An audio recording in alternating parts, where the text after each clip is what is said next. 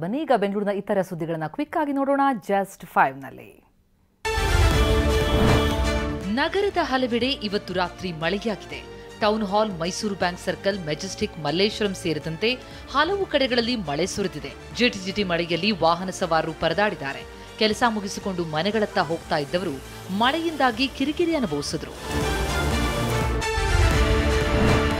ಬೆಂಗಳೂರಿನ 2ನೇ ವಿಮಾನ ನಿಲ್ದಾಣ ಬೆಂಗಳೂರಿನದ್ದಾಗಿದೆ ಅಂತ ಸಚಿವ ಎಂಬಿ ಪಾಟೀಲ್ ಟ್ವೀಟ್ ಮಾಡಿದ್ದಾರೆ.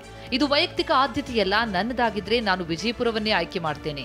ಟಿಬಿ ಜಯಚಂದ್ರ ಅವರದ್ದಾಗಿದ್ರೆ ಅವರು ಶಿರಾ ಆಯ್ಕೆ ಮಾಡ್ಕೊಳ್ತಾ ಇದ್ರು. ಒಬ್ಬ ಸಚಿವನಾಗಿ ನಾನು ಸತ್ಯ ಹೇಳಬೇಕಾಗತ್ತೆ, ವಾಸ್ತವದ ವಿಷಯಗಳನ್ನ ಇಟ್ಟು ನೋಡಬೇಕಾಗಿದೆ ಅಂತ ಬರೆದುಕೊಂಡಿದ್ದಾರೆ.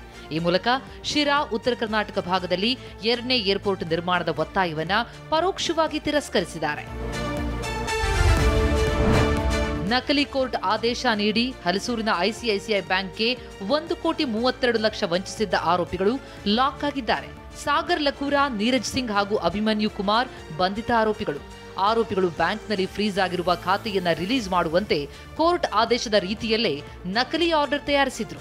ಮೊದಲನೇದಾಗಿ ಒಂದು ಸರ್ಕಾರಿ ಅಧಿಕಾರಿಯ ಒಂದು ಹೆಸರಿನಲ್ಲಿ ನಕಲಿ ದಾಖಲಾತಿ ಸೃಷ್ಟಿ ಮಾಡಿಕೊಂಡು ಆ ಒಂದು ದಾಖಲಾತಿಗಳ ಆಧಾರದ ಮೇಲೆ ನಮ್ಮ ಸರ್ಕಾರದ ಇಮೇಲ್ ಐ ಡಿಯನ್ನು ಬಿಂಬಿಸ್ತಕ್ಕಂಥ ಇಮೇಲ್ ಐ ಡಿಯನ್ನು ಸೃಷ್ಟಿ ಮಾಡಿಸ್ಕೊಂಡು ಆ ಒಂದು ಇಮೇಲ್ ಐ ಡಿಯಲ್ಲಿ ಮತ್ತೆ ನಕಲಿ ಬ್ಯಾಂಕ್ನ ಆದೇಶಗಳನ್ನು ಸೃಷ್ಟಿ ಮಾಡಿ ಅವುಗಳನ್ನು ಕಳಿಸಿ ಬ್ಯಾಂಕಿಗೆ ಸುಮಾರು 1.5 ಕೋಟಿಯಷ್ಟು ಹಣವನ್ನು ಅವರು ರಿಲೀಸ್ ಮಾಡಿಸ್ಕೊಂಡಿರ್ತಾರೆ.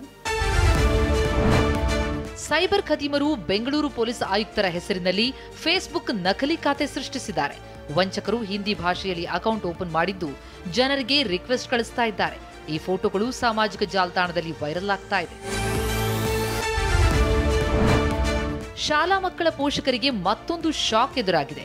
ಸ್ಕೂಲ್ ಫೀಸ್ ಶೇಕಡಾ 20ರಿಂದ 30ರವರೆಗೂ ಹೆಚ್ಚಳ ಮಾಡಲು ಖಾಸಗಿ ಶಾಲೆಗಳು ತಯಾರಿ ಮಾಡಿಕೊಳ್ತಿವೆ.